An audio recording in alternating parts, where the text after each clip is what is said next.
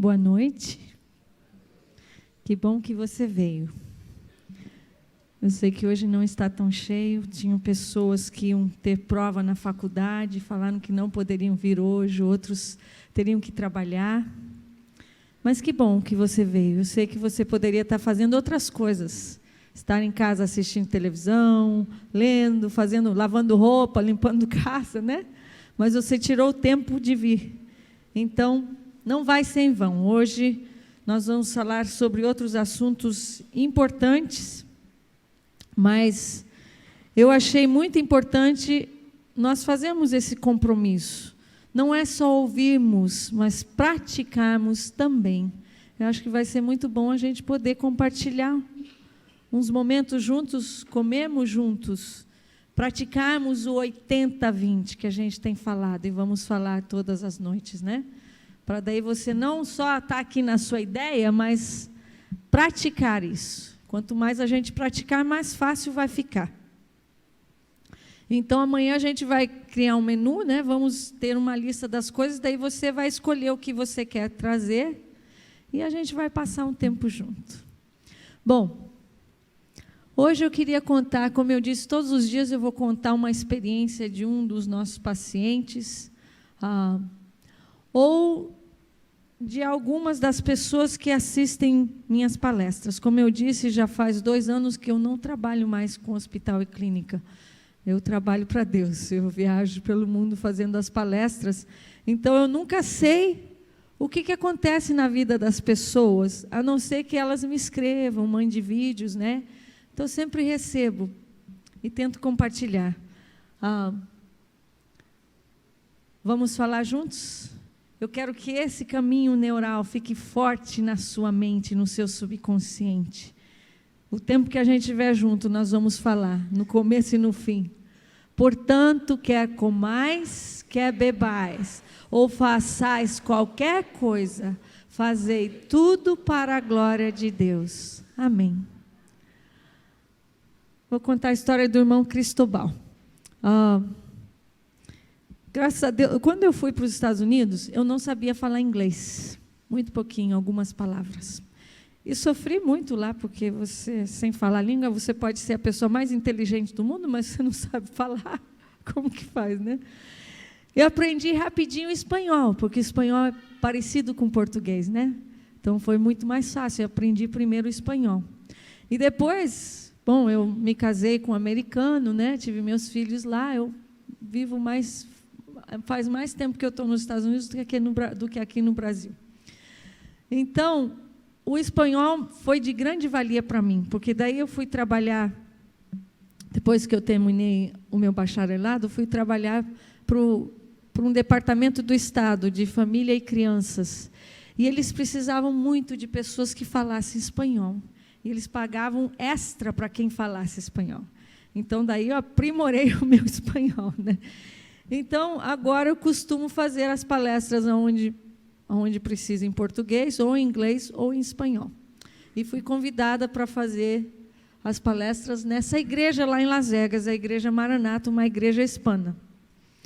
E fiz a palestra, passaram-se 6 meses, eu estive viajando. Quando eu voltei para Las Vegas, eu não me lembro por que razão eu liguei para o pastor dessa igreja, e ele falou: minha irmã, você já conversou com o irmão Cristóbal? Eu falei: não, nem sei quem ele é. Você precisa falar com ele, eu não vou falar nada. Eu vou te passar o número, você tem que ligar para ele, porque você vai ouvir da boca dele. Ok. Me deu o número, eu liguei. Quando ele atendeu, ele começou a chorar. Ele falou: não acredito que você está ligando para mim. Eu falei: por que não? O pastor me deu seu número, eu estou ligando. Ele falou: eu preciso te contar a minha história, como Deus te usou na minha vida. Eu já comecei a chorar, eu sou chorona. Só o fato da gente saber que Deus nos usa, apesar de sermos pecadores, né? Apesar de todas as nossas falhas, Ele nos usa se a gente permite. Então, ele contou a história dele, que ele estava visitando essa igreja Maranata, e era a 5ª vez que ele estava indo na igreja com a esposa dele, a esposa que tinha ido mais vezes. E mas ele estava cheio de problemas de saúde, estava obeso, né? Olha o tamanho dele aqui. Estava obeso, estava com problema de diabetes, pressão alta, colesterol alto, estava com problemas de alcoolismo, estava com problemas no casamento, problemas com os filhos, problemas em depressão, assim, uma vida assim tão difícil. E a esposa dele insistiu tanto que ele foi, nesse dia. E quando ele disse que quando ele viu que eu ia falar sobre saúde, pensou, vou cair fora. E foi para o banheiro, porque daí seria fácil do banheiro ele ir embora. E não tinha que dar satisfação para ninguém, nem para a esposa dele, né? Por que ele estava indo embora. Só que ele disse que quando ele saiu do banheiro, Deus usou uma palavra, eu não sei que palavra que eu falei, imagina, de todas as palavras que eu falo, que usou aquela palavra e grudou ele pelo pescoço e fez assim, você vai sentar aqui e ouvir tudo.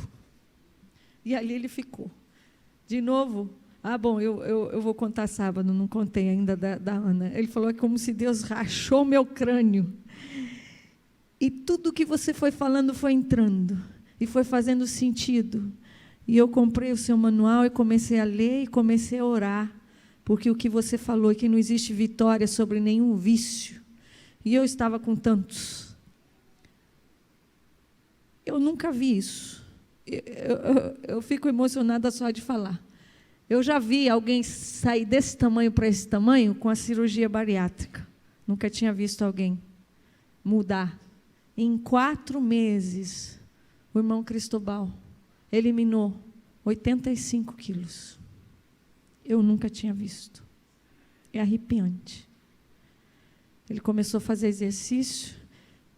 Ele falou, minha irmã, Deus usou você não só para salvar a minha vida das doenças, dos meus vícios, mas salvar a minha família, meus filhos. Hoje a gente brinca junto, a gente conversa. Minha esposa está apaixonada por mim de novo. E nós todos nos batizamos. Amém. Amém. Não sou eu, não é você. Nós somos instrumentos na mão de Deus, todos nós, se permitirmos, né? Então, é emocionante realmente a gente ver como Deus usa e toca no coração das pessoas, às vezes palavras que a gente não sabe. Ele usa você todos os dias, se você permite. Satanás também nos usa, se a gente permite, né? Às vezes a gente fala uma coisa, uma pessoa está chorando, ou está desanimado, você vai lá dar um abraço, ou dar um sorriso para a pessoa. Às vezes você nem sabe, mas Deus te usou para trazer alegria, ânimo para as pessoas, né? Então a gente tem que estar ciente disso. Quem a gente permite nos usar? Satanás busca usar a gente todo o tempo. E demorou um tempo para eu entender isso. Mas um dia a mãe de uma amiga me falou, você já tinha entendido que todos nós já fomos endemoniados? Eu disse, como assim? Cada vez que eu falo uma palavra para qualquer pessoa, uma palavra rude, machuco alguém, quem estava no meu coração naquele momento? É Jesus? Se não é Jesus, é outro, é o nosso inimigo. A Bíblia fala que só existem 2 senhores, né? Então, nós temos que cuidar muito com as nossas palavras. Eu lembro da minha mãezinha, ela sempre falava isso. Se não tem nada bom para dizer, não diga nada. A gente não tem que estar falando tudo o que pensa, não. Porque muito do que a gente pensa é colocado na nossa cabeça pelo inimigo. Eu já repeti isso. No livro A Ciência do Bom Viver, Ellen White fala que Deus usa o nosso consciente para falar com a gente. E Satanás usa o nosso subconsciente. Mas hoje a gente tem muita coisa para falar, então vamos passando. Hoje eu queria falar com vocês um pouquinho sobre a diabetes. Até eu trabalhar com a obesidade, eu achava que diabetes era só para quem tinha problema de obesidade. Mas não é. É para os tofes também da vida. Eu era uma delas, né? Eu aprendi isso. Então, hoje em dia, a diabetes está em todo quanto é lugar. Jovens, não só pessoas adultas, mas crianças também. É muito triste isso. Então, eu queria que vocês entendessem. Tem algum médico aqui hoje? Nenhum hoje. Por que não vieram hoje? Porque eles podem explicar melhor. Alguma enfermeira, enfermeiro? Tem um médico? Ah, tem um médico. Não, tá. Ok. Então, se precisar de ajuda, por favor, me ajudem. Mas é uma explicação simples, né, que os médicos que eu trabalhava me ajudaram a entender para poder passar para os nossos pacientes, que nem sempre eles estavam disponíveis. Então, os principais sintomas da diabetes: cansaço, maior frequência para urinar, perda de peso, má cicatrização, problemas sexuais, fome, visão turva, acho que eu estou na frente das pessoas aqui, formigamento, muita sede, infecções vaginais, tem vários sintomas, né? Então você deve estar pensando, mas por que ela está falando sobre isso? Eu não tenho diabetes. Não tenho diabetes agora, isso não quer dizer que você não possa ter diabetes. Você pode ser magro e ter diabetes. Nós tivemos vários pacientes. Então, é importante a gente entender, porque eu não acho ninguém aqui quer ter diabetes. E mesmo os que têm, não querem ter. E como eu tenho falado, a diabetes tipo 2 tem cura sim. Tem cura. Vai depender do nosso estilo de vida. E para mim, diabetes tipo 2 em crianças é uma coisa inadmissível. Se é diabetes tipo 1, daí é diferente. Mas a tipo 2 tem que a ver com o nosso estilo de vida, com o que a gente está comendo, quanto exercício a gente está fazendo. Então, hoje, de novo, eu falei com alguns dos médicos meus amigos que trabalham nessa área para confirmar o que eu estaria falando, né? Outro sintoma da diabetes, acantoses nigricans, que é as manchas escuras no pescoço. Dá para ver bem as marcas, né? Essa é outra indicação da diabetes. Agora, as complicações da diabetes. A maioria de vocês sabem, pode ter um derrame, né, um AVC, hipertensão, problemas de coração, problemas na vista, né, cataratas, glaucoma, fica até cego, né? Pode ficar até cego, e a doença é progressiva. Aterosclerose, neuropatia, né, nos pés, nas mãos, neuropatia autonômica, que daí os médicos podem explicar melhor, doenças vasculares, necrose, né, que chegam até a amputar, né, os dedos, os pés. Então, é uma doença séria, não é uma coisa para se brincar, quem tem diabetes, não. Então, o que a gente tem que parar para pensar é o seguinte: o que é mais importante? A minha saúde? O meu gosto? O que eu quero comer? O que é mais importante para a minha vida? O que eu quero comer? Se eu vou depender do que eu quero comer, nós estamos perdidos. Porque os nossos hábitos, a gente tem que trabalhar muito nisso, né? Então, é uma doença séria. Então, esse foi um dos médicos que passou para mim, para eu poder dar assim, uma ideia de como acontece.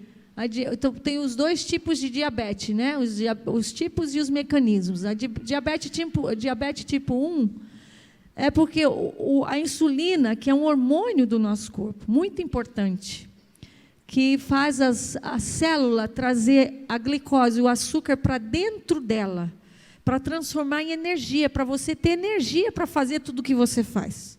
Então, esse é o papel da insulina, do hormônio insulina. Então, a pessoa que tem a diabetes tipo 1, a insulina no pâncreas, é onde é produzida, não está produzindo insulina, ou muito pouco, não é suficiente. Então, aí a pessoa tem a diabetes tipo 1, é hereditária, até hoje é isso que eles sabem, é hereditária, ou quando a pessoa tem um vírus, né, tem uma virose muito forte, pode afetar o pâncreas, né, para daí não produzir a insulina suficiente ou não produzir a insulina. Então, daí, para o resto da vida, essa realmente até hoje não tem cura. Falei alguma besteira aí? Então, daí a diabetes tipo 2, a insulina é produzida, Só que o receptor ali da insulina, como vocês estão vendo, está com problema. Por quê? Porque quando a gente tem uma overdose de glicose, glicose é o açúcar. Pode ser o açúcar bom e o açúcar ruim também. O açúcar das frutas, o açúcar dos carboidratos que se tornem açúcar, né? Quando a gente tem uma overdose, a célula se torna resistente porque você tem muita energia dentro da célula, mas não queimou. Então, por isso, é muito importante, é crucial que as pessoas que têm diabetes têm que fazer exercício físico. Não tem opção, porque daí cria resistência à insulina. Então, daí o que vai acontecer? O açúcar não vai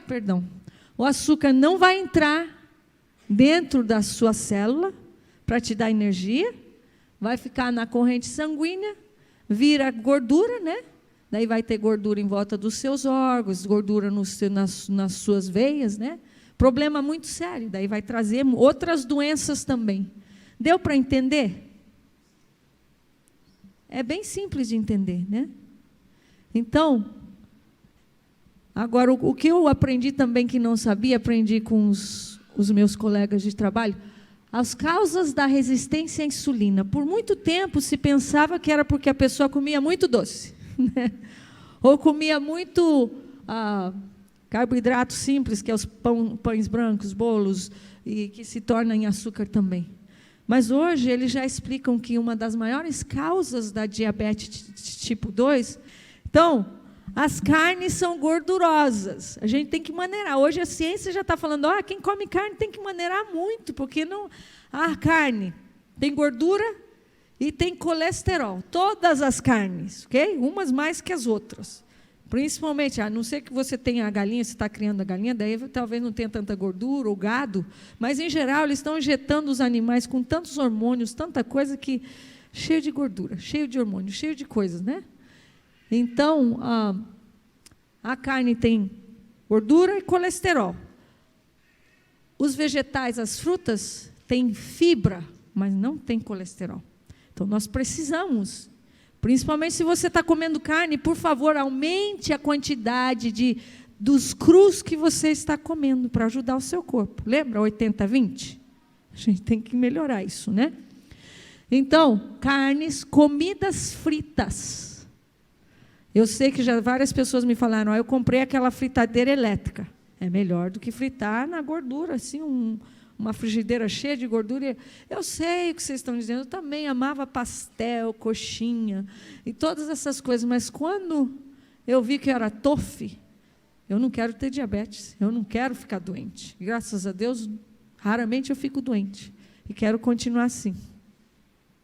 Comidas gordurosas, talvez não é fritura, mas você faz uma maionese, põe bastante na batata, o que você põe na maionese, põe bastante maionese é gordurosa, né? Leia os ingredientes. Ou faz uma salada gostosa, mas daí põe um monte de azeite ali, estragou. É um pouquinho. A gente tem que maneirar na gordura, porque, como eu disse desde o começo,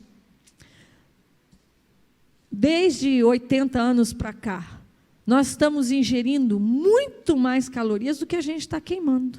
Muito mais. Então, daí elas se tornam gorduras em nosso corpo que estão causando todos esses problemas. Ok? Segundo, alimentos ricos em calorias vazias, né? Carboidratos simples. Os industrializados, processados, né? Especialmente os doces. Ok? Sim, isso também pode causar a diabetes. E aí o terceiro que me surpreendeu, não tinha ouvido isso antes, mas já vários médicos amigos me falaram. Vida sedentária.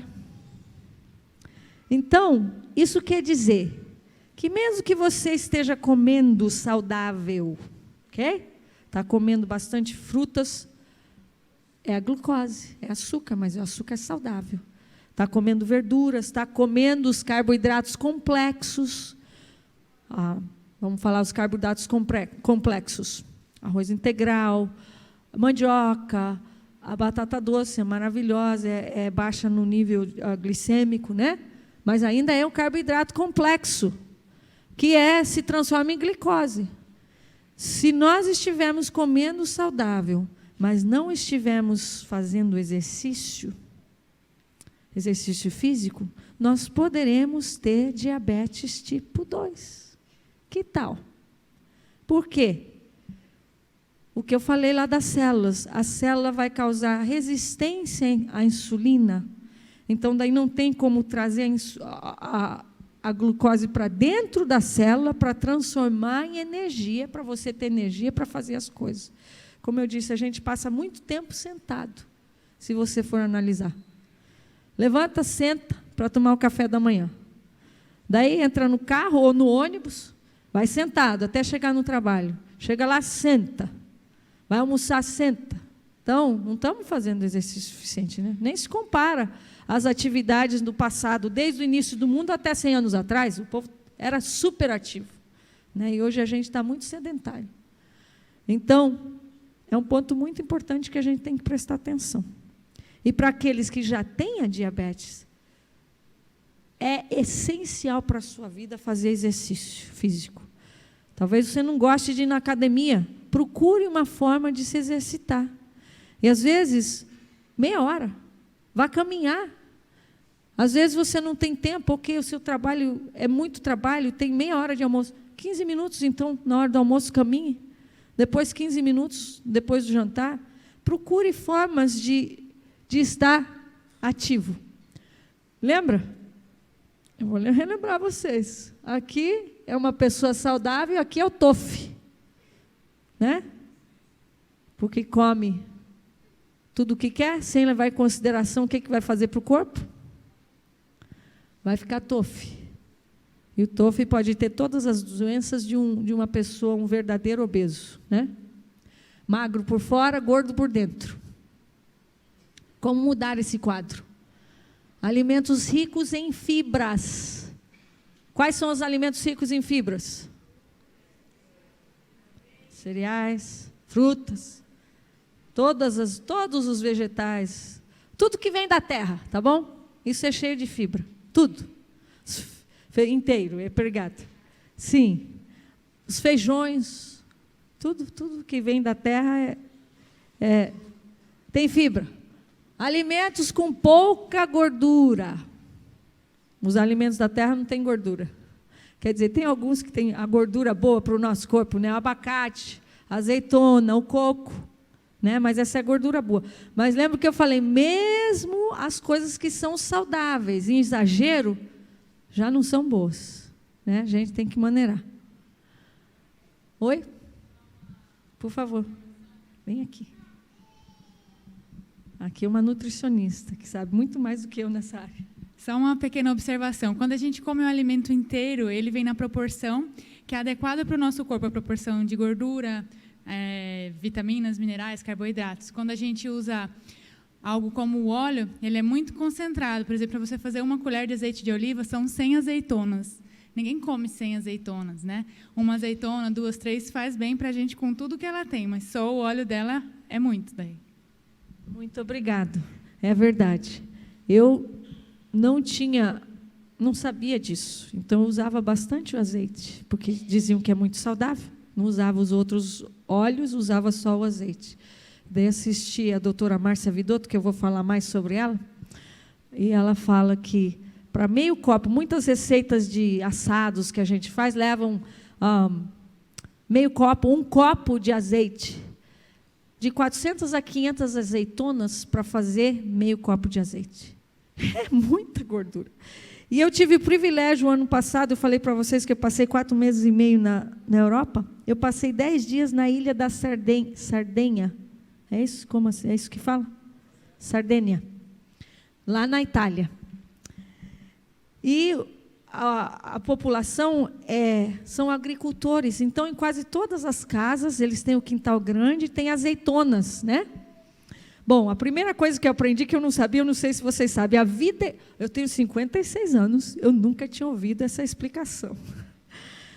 Eu vi que as azeitonas deles, no lugar onde eu fiquei, com essa família, eram pretas.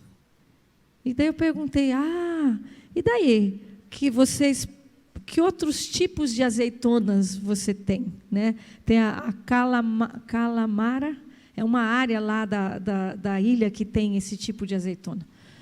E vocês plantam azeitona verde também? Eles deram risada.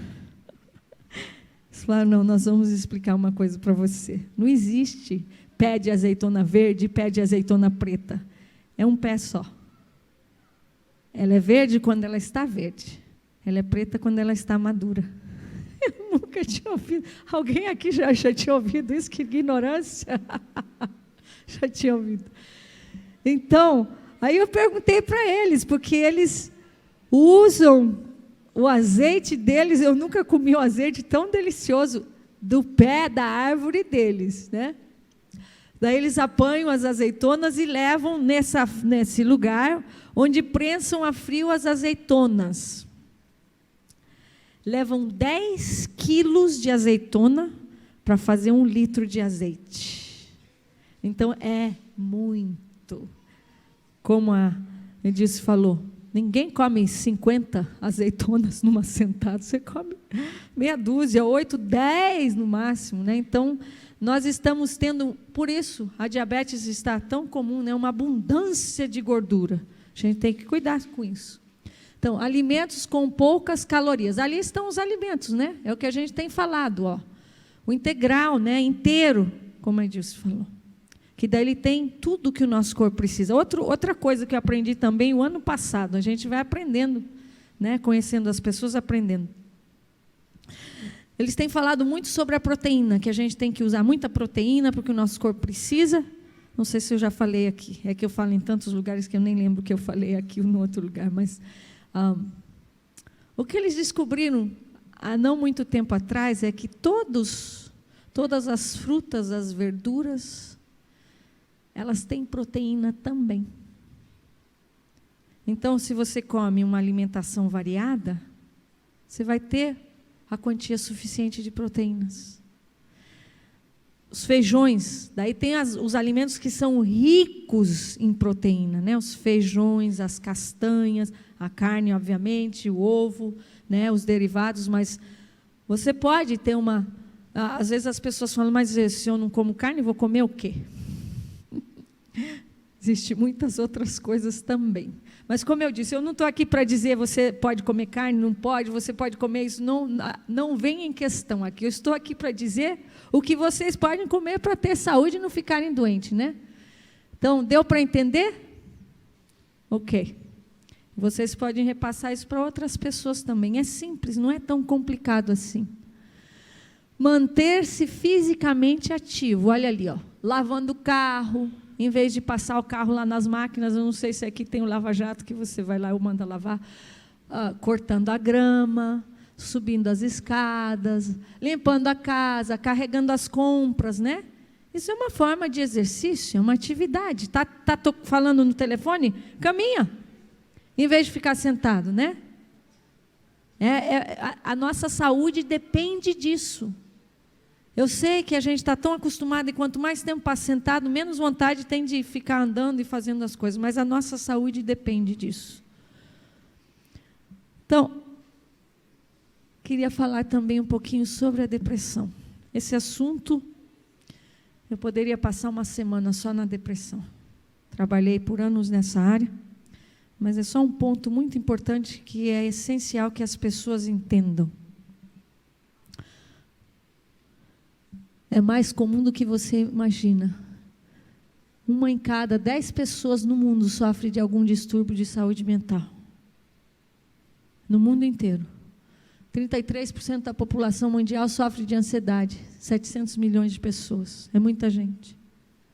Depressão afeta 350 milhões de pessoas no mundo. Bastante. Número 1, depressão é a principal causa de afastamento do trabalho no mundo. E uma das principais causas de suicídio no mundo. Entre adultos, adolescentes, é uma doença.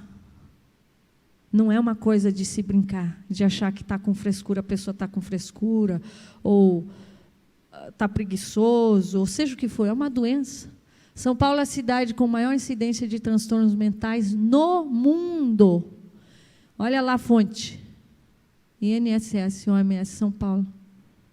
29,6% da população. A ansiedade é o mais comum, afetando 19,9% dos paulistanos. Mas pensa bem, que vida louca. São Paulo é uma loucura. Eu detesto ir para São Paulo. Eu detesto dirigir em São Paulo. É uma loucura. As pessoas... Tem gente que passa 3 horas no trânsito para chegar no trabalho e 3 horas para voltar. Quer dizer, não vive, sobrevive. Sai de madrugada de casa, volta de noitão. Só para dormir, para levantar e fazer isso de novo. Eu não sei por que as pessoas querem morar num lugar assim, porque para mim isso é uma loucura, mas cada um tem um gosto, né? Então é muito sério, a depressão é uma coisa muito séria. Sinais do transtorno variam de acordo com a idade, né? Tem crianças com depressão, sim.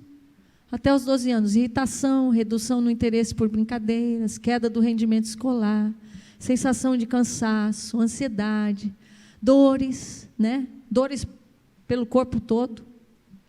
Adolescentes, agressividade, alteração de apetite, pensamento suicida, isolamento social. Importante a gente prestar atenção nisso. Adultos, isolamento social, tristeza, alterações de humor, alterações no sono, perda do libido e outras mais, né? Prevalecência do transtorno por faixa etária, crianças 2%, adolescentes 4%, adultos 10%. Então é uma coisa muito séria. E eu já ouvi, não sei, não estou dizendo de vocês aqui porque eu não ouvi ninguém falando isso, mas eu ouço isso em muitas igrejas. Que a depressão não existe em meio de cristãos. É falta de fé. É falta de apego com Deus. Desculpa, meus irmãos, quem pensa isso, vamos analisar uma coisa. Então, se você tiver gripe, você está com pouca fé. Se você tiver diabetes, nossa, sua fé então não existe. Se você tiver com qualquer doença, isso quer dizer que você está com pouca fé. Deus, sim, Ele tem que fazer parte da nossa vida sempre. E a gente, não importa a enfermidade, emocional, mental, física, nós precisamos de Deus. Mas quando a gente está doente fisicamente, geralmente a gente procura um médico. Porque o sintoma, ninguém quer estar doente, vai lá, busca um médico rapidinho para dar um remédio para passar isso. E os problemas emocionais? Todos nós já passamos por isso. Não sei se todos já passaram por depressão, mas eu nunca tinha passado. Eu perdi a minha mãe, meu pai, meu esposo, minha sogra, meu sogro, fui perdendo as pessoas. E graças a Deus eu não entrei em depressão. Mas eu trabalhei por anos com pacientes com depressão. Eu tinha compaixão deles, mas não entendia completamente, porque eu nunca tinha passado por isso. Então, como eles dizem, quando você perde um ente querido, você fica triste, desesperado, né? Perde aquela pessoa. Eu acho que o mais difícil para a gente de perder um ente querido é o fato da pessoa deixar de existir. Você estava com a pessoa ontem. Meu marido morreu num acidente de carro. Estava ontem ali junto. Daqui a pouco, puf, acabou. Você não pode conversar mais, não pode abraçar, não pode mais nada. Leva muito tempo para a gente aceitar, é muito difícil isso, é só pela graça de Deus realmente. Daí o que acontece? A próxima pessoa que morreu na sua vida, porque a gente vai ficando mais velho e vão morrendo as pessoas, né? Quanto mais velho a gente durar aqui nesse mundo, você vai perder muita gente. Aí você vai chorar e vai estar em luto pelo primeiro que morreu e por esse que morreu agora. E assim vai indo e vai acumulando. Então, por isso, às vezes, você chora desesperadamente, não sabe nem por que em casa está sozinho. Isso é falta de Deus? Não, Deus nos consola. Mas faz parte da vida a tristeza nesse mundo terrível, que o nosso inimigo está sempre trazendo coisas terríveis, né? Fazendo coisas terríveis. Então, por favor, não falem isso para uma pessoa que está com depressão. É falta de Deus. Essa pessoa precisa de oração e precisa de ajuda de profissionais. Não é que a pessoa está louca, não. Não é. Mas precisa de ajuda. Por que quando a gente está doente fisicamente, a gente vai rapidinho para o médico em geral? E quando tem um distúrbio emocional, um problema emocional, não quero ver um psicólogo, não. Por quê? Existem muitos profissionais, passam anos estudando. Assim como Obviamente, nem todos são excelentes, ok? Infelizmente, existe isso em todas as áreas de trabalho. Talvez você encontre um médico que você não goste tanto daquele médico. Vai procurar outro, até você achar um que você se sinta confortável. Do mesmo jeito, um psicólogo, um psiquiatra, se precisar. É necessário, é importante. Não ignore, por favor, não ignore. A depressão é uma doença, não é uma vergonha ou uma frescura. De jeito nenhum, e precisa ser tratado. Eu visitei um psiquiatra, é o primeiro psiquiatra aqui no Brasil, em fevereiro. Fiquei encantada com esse médico. Já é de idade, Dr. Juarez Calegaro. Caríssima consulta dele. Meu filho, depois que perdeu o pai, meu esposo, entrou em depressão profunda. E até hoje não foi curado, não. Fazem 10 anos. Eu estou sempre procurando ajuda. Não quer tomar remédio. Já fez terapia. E o que esse doutor me explicou, eu questionava já. Como eu não sou psiquiatra, né? Então, eu não tenho esse gabarito para fazer, mas eu já tinha questionado isso. O que ele me explicou? Ele é o primeiro psiquiatra e ortomolecular. Então, ele crê piamente, ele estudou muito, ele dá aula na Europa, nos Estados Unidos, para outros psiquiatras. Vai dar aula em universidades, explicando que o que nós comemos também afeta o nosso cérebro. E que o nosso cérebro também tem inflamação. Assim como o nosso corpo pode ficar inflamado, o nosso cérebro também pode ficar inflamado. E o que eu ouvi, eu fiquei chocada. Ele falou que quando uma pessoa tem problemas com depressão, ansiedade, e não são tratados, eles podem virar maníaco-depressivos, que é o bipolar, se por muitos anos não for tratado. E se o bipolar não for tratado, ele pode acabar em esquizofrenia, que é o último grau da doença mental. Eu não quero que meu filho tenha esquizofrenia. Então, estou buscando, em primeiro lugar, Deus. Mas Deus deixou os médicos aqui na terra também. Lucas era médico. Então, não vamos exagerar. Okay? Se você está passando por depressão, por favor, procure um psicólogo, procure um psiquiatra. Às vezes, a gente precisa de medicamentos. Quando o seu corpo para, o que ele explica também, que eu achei assim, uma coisa incrível, nunca tinha parado para pensar nisso, o Dr. Juarez. Isso é Deus que me deu para falar agora, porque eu não estava planejado de falar do Dr. Juarez, não. Ele explicou uma coisa que faz sentido. Eu estava procurando ajuda para um amigo, que sempre foi uma pessoa alegre, querido, um pai maravilhoso, um esposo maravilhoso. E tinha um sonho de construir uma casa, né, do sonho deles.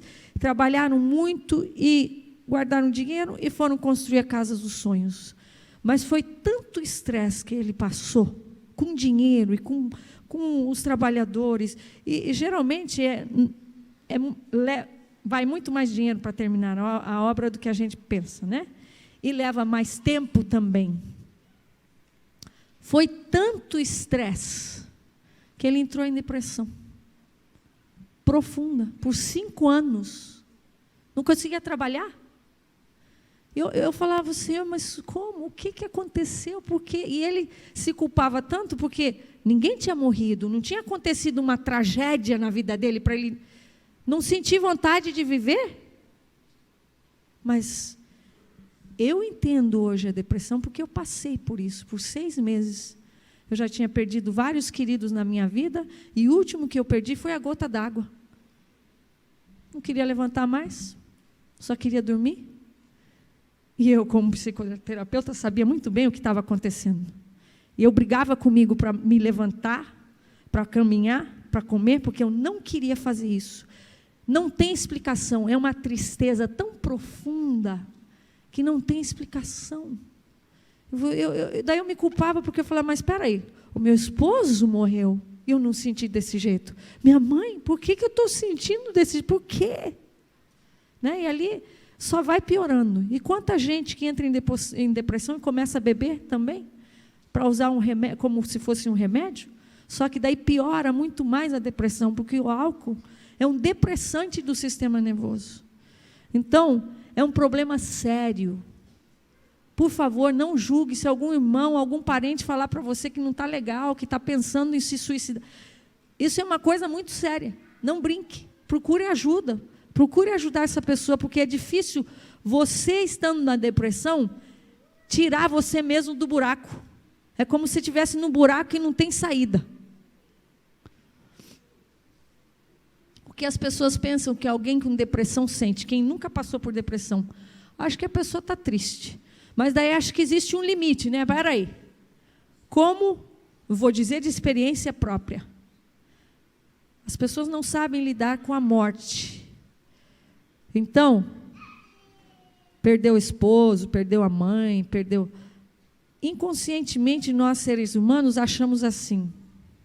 Nossa, mas já passou 6 meses, já passou 1 ano, e essa pessoa continua em luto? Ainda continua chorando pelos cantos? Ou já passou 2 anos? Eu percebi, não só trabalhando com pacientes com depressão por tantos anos, mas eu percebi nas minhas perdas, depois de 6 meses, as pessoas não querem ouvir mais que você está triste. Você só vai entender quando você perder um ente querido também. Mas isso é a natureza humana, é triste, mas é a natureza humana. As pessoas não querem, ninguém quer estar perto de alguém que está deprimido, ninguém quer estar perto, porque não sabe o que falar, não sabe como lidar, né? Então é importante a gente entender isso, por isso a gente está falando disso hoje. Eu poderia, como eu disse, tem tantas coisas para falar, mas não é o ponto, eu só queria lembrar vocês, como cristãos, tenham compaixão, peçam a Deus compaixão e orem por essa pessoa. Porque a pessoa está enferma, assim como se tivesse um câncer, qualquer doença, né? Então não vamos falar que é falta de fé, não. E eu sei que, alguém estava me falando hoje que um psicólogo, adventista, anda vendendo muitos livros falando que, eu não conheço essa pessoa, nem quero conhecer, me desculpa, porque isso não é cristianismo, falando que a pessoa que está em depressão é uma pessoa egoísta. Por isso, é uma pessoa deprimida. Bom, é o que eu falei. Busque um profissional. Se vocês quiserem, eu tenho uma lista, porque eu viajo pelo mundo, né? Daí onde eu vou, às vezes as pessoas vêm falar comigo, você recomendaria algum psicólogo? Então, aqui no Brasil, eu tenho 3 psicólogas adventistas, muito boas, que uma mora em Curitiba, outra mora em Jacareí, a outra mora em Engenheiro Coelho, mas hoje em dia os psicólogos estão fazendo terapia online, pelo Skype. Não pode ser pelo telefone, porque eles precisam te ver, precisam me ver se eu for fazer terapia. Tem que ler a sua expressão corporal, facial, né? Então é importante. Mas é uma coisa... Eu fiz terapia também. Em primeiro lugar, quando eu fiz o meu mestrado, psicoterapia, todos os alunos tinham que fazer terapia por 1 ano. Todos. Eu tinha uma vida boa, não sabia. Eu falei, mas por que eu vou fazer terapia? Eu não tenho problema.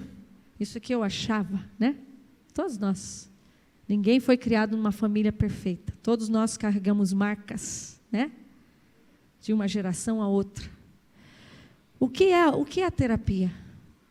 O psicólogo, o psicoterapeuta, ele não está ali para falar o que você tem que fazer da sua vida.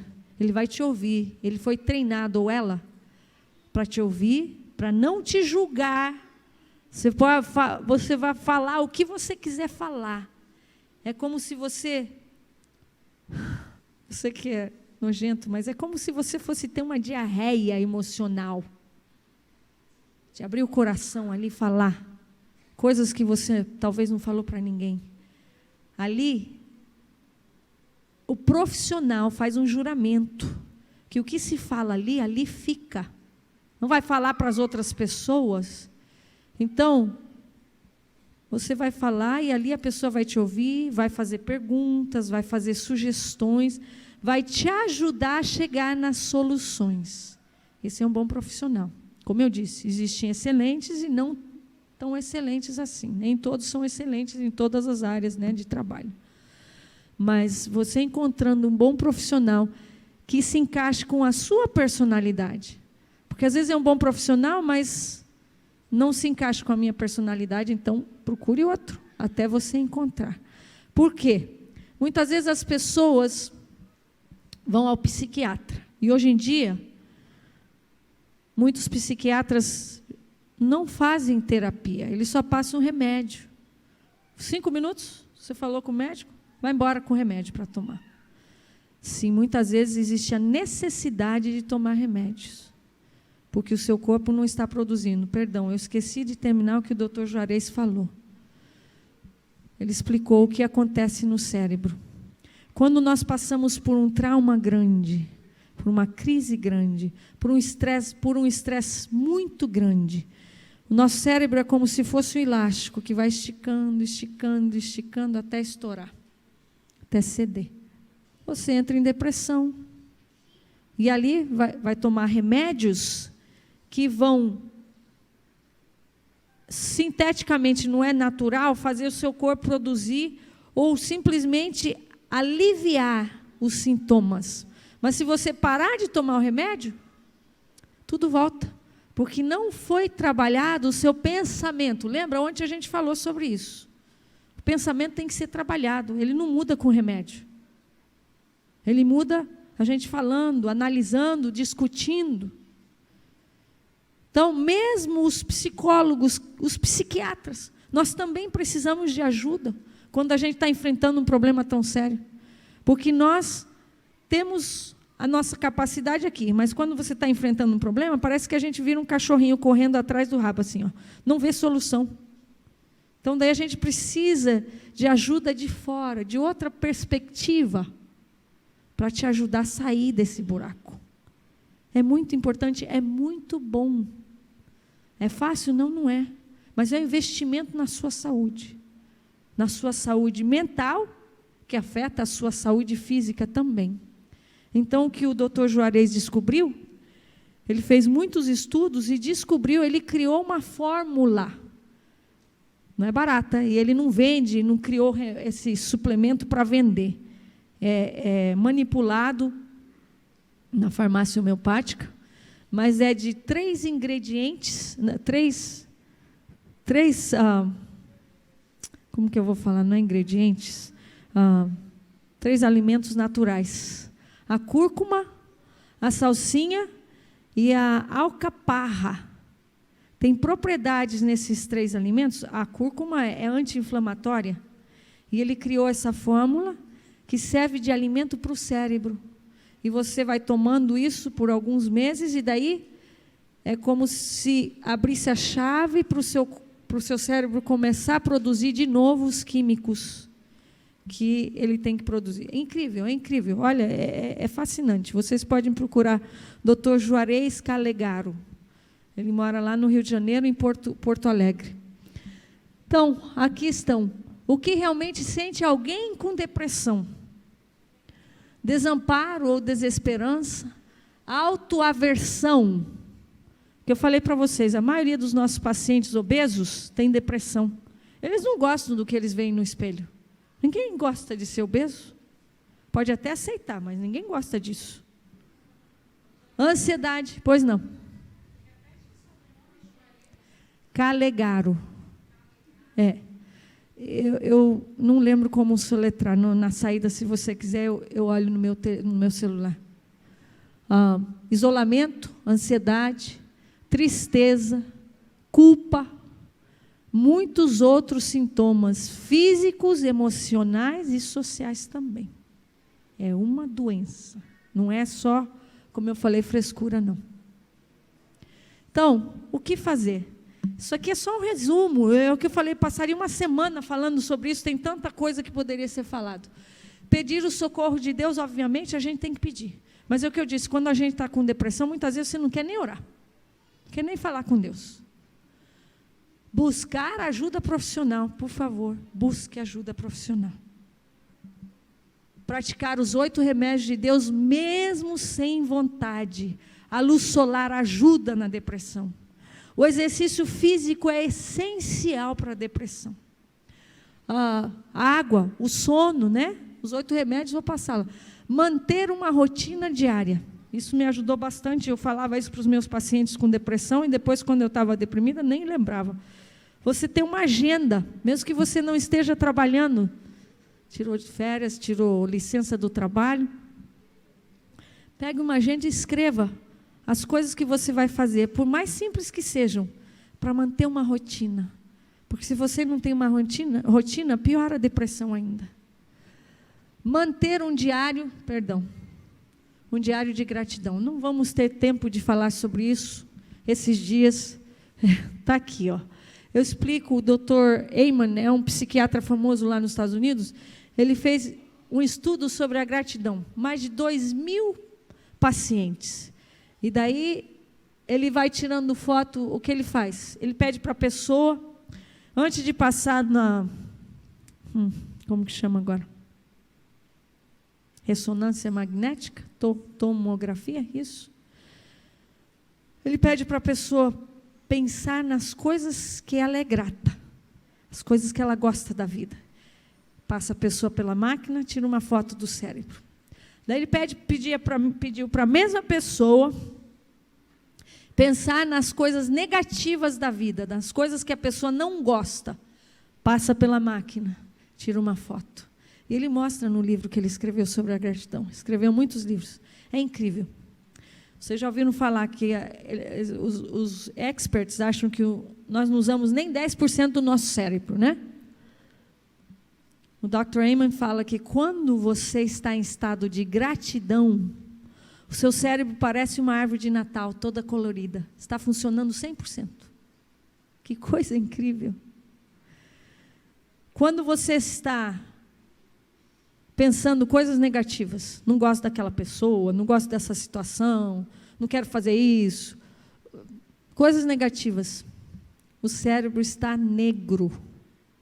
Pode colocar lá, Dr. Amen, Dr. Amen é amém, com N no final. Não sei se já foi traduzido isso, mas no YouTube tem muitas palestras dele. E ele mostra as fotos do cérebro. Negra, congelada. O cérebro está congelado, não consegue fazer nada quando está num estado negativo. Então, isso é fisicamente mostrando o que acontece. Então, ele sugere, e a gente tem exercícios falando sobre isso, manter um diário de gratidão. Toda manhã, quando você se levanta, já faz uns 3 anos que eu faço isso e ajuda muito. Antes de sair da cama, tenha do lado da sua cabeceira um diário. Ali você vai escrever três coisas, 3 palavras que você está agradecida hoje. E antes de dormir, antes de fechar os seus olhos, você volta lá no mesmo caderninho, no dia de hoje, por exemplo, e vai escrever uma coisa positiva que aconteceu no seu dia. Então você amanhece o dia em estado de gratidão, vai ter um dia incrível, né? O seu cérebro vai estar funcionando muito melhor e vai acabar o seu dia em gratidão também. É muito bom, ajuda muito. São coisas simples de se fazer, qualquer um pode fazer. Lembra que eu falei sobre a escrita? A escrita é fantástica, ela cria uma ponte entre o seu subconsciente e o consciente. Tomar medicamentos se necessário. Eu não cheguei a tomar medicamentos porque eu não gosto, eu tenho aversão desde pequena. Eu tive anemia quando pequena, tomei muito remédio e nunca quis mais tomar remédio. Então, eu deixo, quando tem necessidade, realmente eu tomo. Graças a Deus, praticando isso, né? E os 8 remédios de Deus: a água, luz solar, o ar, o exercício físico, nutrição, repouso, temperança e confiança em Deus. Graças a Deus eu fui curada da depressão. Mas esse não é o caso do meu filho. Então, é uma coisa séria que a gente tem que buscar ajuda, pedir a Deus, obviamente, ajuda. Terminamos, pois não.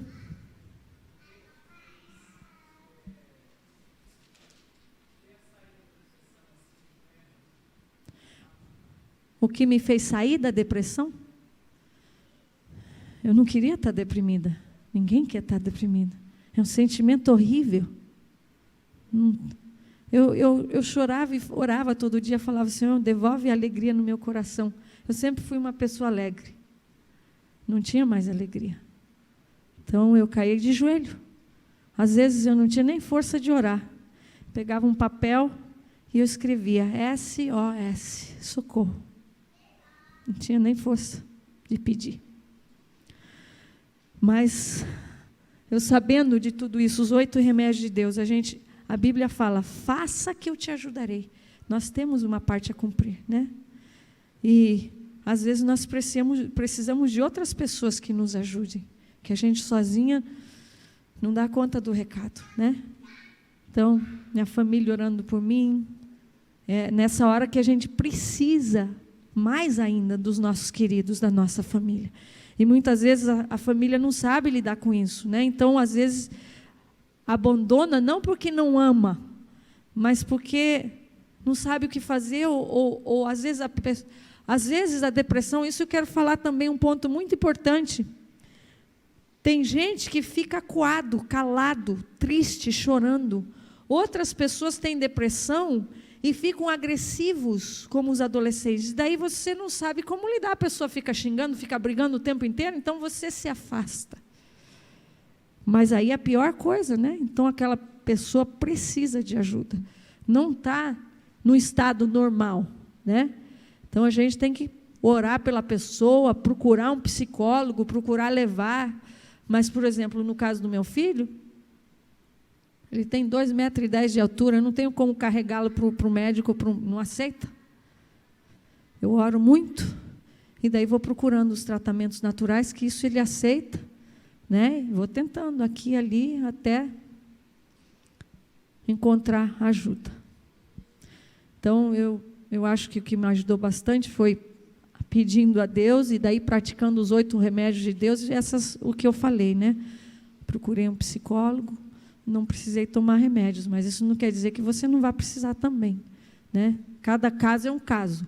Agora, uma coisa que eu acho importante, antes da gente terminar, é vocês entenderem. Conheço muitos psiquiatras, eles estão tendo muita dificuldade em diagnosticar as pessoas, porque nunca na história da humanidade houve tanta gente com depressão, ansiedade, crianças com hiperativismo, com déficit de atenção, tantos distúrbios mentais. Nunca. Então, o que eles acham? Muitas coisas são hereditárias, muitos distúrbios mentais estão acontecendo, eles se parecem com o distúrbio de verdade, mas é pelo que nós estamos comendo, os químicos que nós estamos ingerindo.